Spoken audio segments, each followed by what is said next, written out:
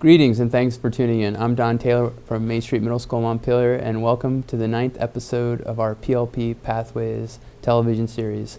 I'd like to thank Orca Media for letting us film the show in their studio. Hi, I'm Maura Kelly, and I teach humanities at People's Academy Middle Level in Morrisville, Vermont. Before we get into today's show, we want to make sure you know how to stay connected to the PLP's Pathways project. You can visit our site, follow us on Twitter, and keep tabs on the project through our blog. We'll show you these again at the end of our show.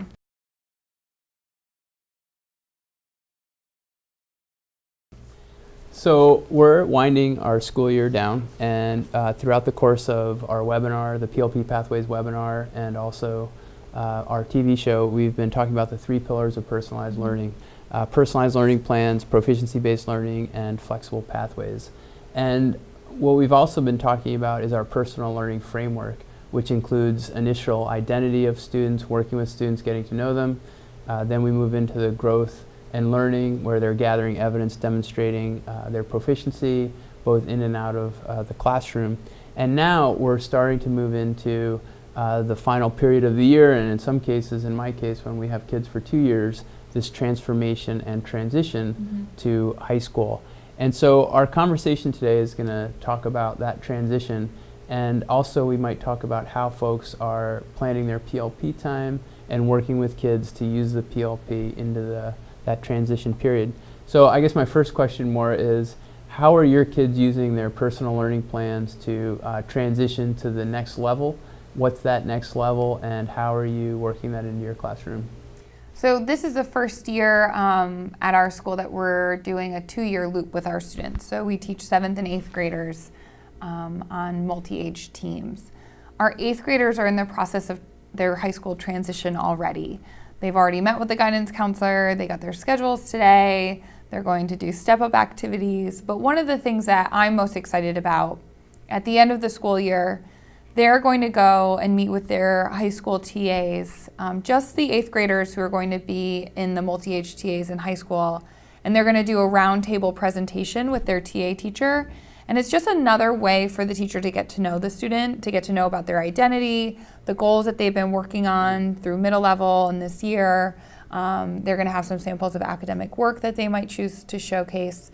And so it's a way that they're really becoming involved in the TA process. And the TA will then know the student and help advise the student right on day one, which I think is really important. And it really sets a tone. We're having the 8th graders go into the high school to do this. And so I think, just the process of even going to the high school and presenting there, it really is showing the movement from middle school to high school, and having the PLP be one of the key parts of that transition, I think, is really important. Right, and that just reminds me, in hearing you talk about that, how important it is for us to be thinking about those structures. In the past, we've done screencasts where kids have done a screencast of their PLP and sent it over to the guidance counselor. But I'm wondering if this might be something that we could think about or write about on PLP Pathways, in terms of what are the different structures that we can use to get the high schools really on board right away, so that identity piece doesn't have to take the first 2, 3, 4 weeks of that transition period. What we're doing, we've focused a little bit more this year on having kids reflect back on what they've done over the course of their 2 years on our team.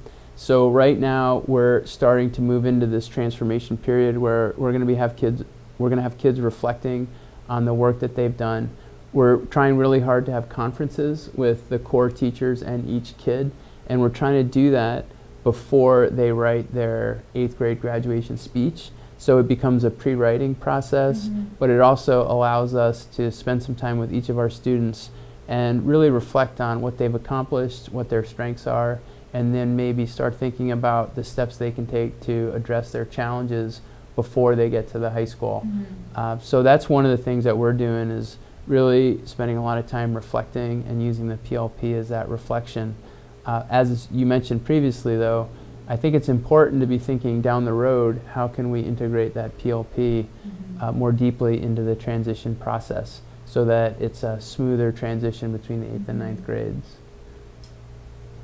Anything else you want to mention about that transition?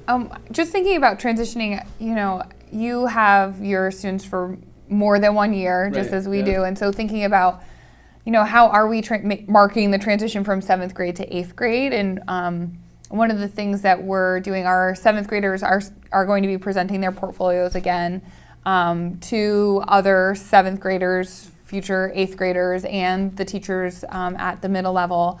And one of the things that we're going to be working with them not only is around involving them in the process of figuring out are there things that we might want to change for the next year, collaborating with them around maybe redesigning some elements of our PLP programming at school, but also thinking about helping them to start thinking about the goals they might want to set next year and thinking about, is there a summertime goal? Are there summertime opportunities that they might be interested in doing?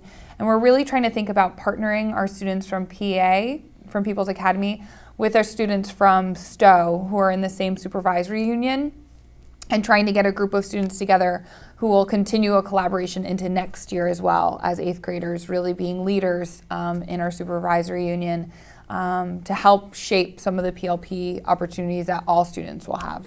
So 3 things that you just mentioned there that I think are really important to think about. One is this idea of redesign and having a time built into the end of the year where you can sit down with kids and ask for feedback. We've talked about feedback multiple times and how important that is, but structuring time where kids can give feedback about the PLP process so that teachers can integrate that into their planning for the next year. The second one is this idea of the 7th to 8th grade transition and looking at opportunities in the summer. We've built that into our exploration phase. So on our PLP, there's an exploration phase. And originally, I had asked kids to start thinking about post-secondary or even secondary school opportunities. And then I realized that that's probably too far down the road. So we have kids exploring camps and some of the local offerings that they can maybe become involved with as they start to explore more of their interest. And then also, just the last part, we had mentioned this before we came on the air, which is asking teachers to think about how they're using the PLP. Is it something that's integrated into their classroom, or you've mentioned a couple times the TA? And what's your opinion about whether it should be maybe a standalone period or in the TA or fully integrated into the classroom? I think especially with Act 77, we can't look at one thing in isolation because I think the 3 pillars are so connected that it's really hard to just isolate one thing. And so we're hoping that the authentic learning that students are doing in the classroom is captured on their portfolios. Right. And so, I think there needs to be some really intentional planning on the part of the teacher to integrate it into the classroom. One of our hopes is that students are acting as directors throughout their day, having flexible opportunities within the curriculum in the core content areas, and that work is being captured, the evidence of that is being captured on their portfolio. I do think that there needs to be some space where students are able to have some flexible time within their day to really explore different passions, to partner with different teachers around the building. And so allowing sort of a more flexible time where students can really have some self-directed learning time, I think is really crucial. Right. But I don't think that you can have one without the other. I think it's important to have a balance. And I wonder if there's a model out there where PLPs are fully integrated into the classroom, but then there's also this additional time where kids can go back and start to capture or explore different things that have come up through the curriculum or through their extracurricular activities and have it be a combination. One of the things that I'm trying to do is integrate it fully into my classes where, in fact, we're running projects through the PLP site so that as the kids are building it, it's actually right there on the website.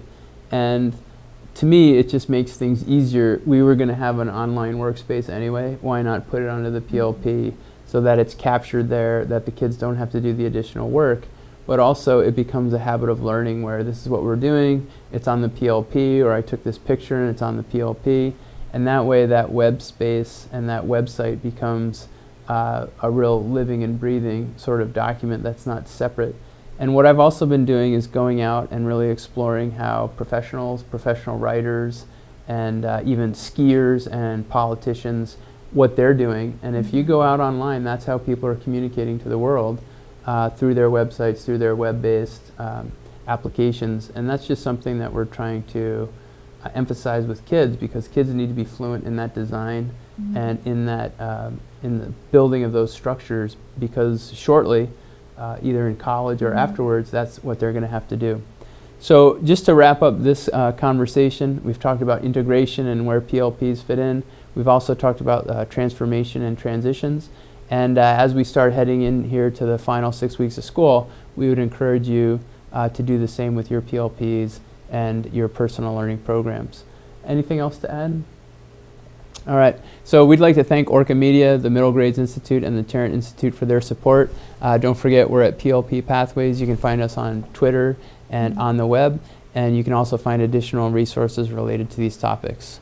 Don't forget also that our next webinar is going to be Thursday, May 18th, and we'll be talking again about some of these same subjects, and please be in touch if you'd like to join us. Thanks very much, and we'll see you soon.